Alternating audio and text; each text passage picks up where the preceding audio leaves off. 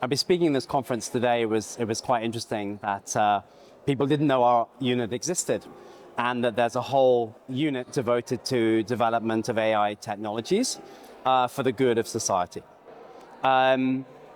We work on real concrete projects. So we are a policy unit. We design and frame possible projects around real societal needs. And then we implement and design the technology which can then address those needs. So what sort of areas do we work in? Well, we work in smart cities. We develop technologies around local digital twins. So local digital twins create replicas of cities or parts of cities. And through and on those replicas, we apply AI technology to create simulations of how to improve living, improve buildings, improve design for better living, for better services, less pollution, lower energy use, more efficiency, and also to create just better and crucially safer living spaces for citizens across Europe. We develop all these technologies on an open source basis, so there's no proprietary, and we make the technologies available to cities across Europe through a number of our initiatives and a legal consortium called the European Digital Infrastructure Consortium. We have most of the member states of Europe are now members, and many cities are joining. That's one part of our work we do.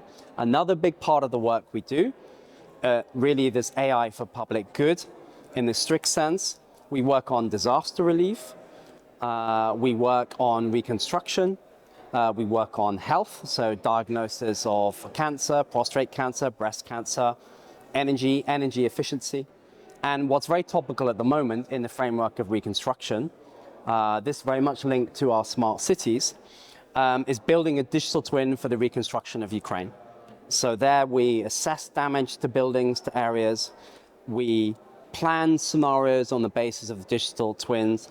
We cost the scenarios to see how much each one will be in terms of value, and also to help with the procurement costs. We allow citizens interact once we develop, so they can then choose what's the best scenario that they would most like to have for their rebuilt area. But most importantly of all, we'll be tracking the costs from beginning to end using the algorithms. So providing value for money and transparency for the donors, the donor community, and also for the citizens, the Ukrainian, at the end of the process. And once we build these algorithms, they can be used anywhere. And people today ask me, can this be used for Gaza? Of course it can be used for Gaza.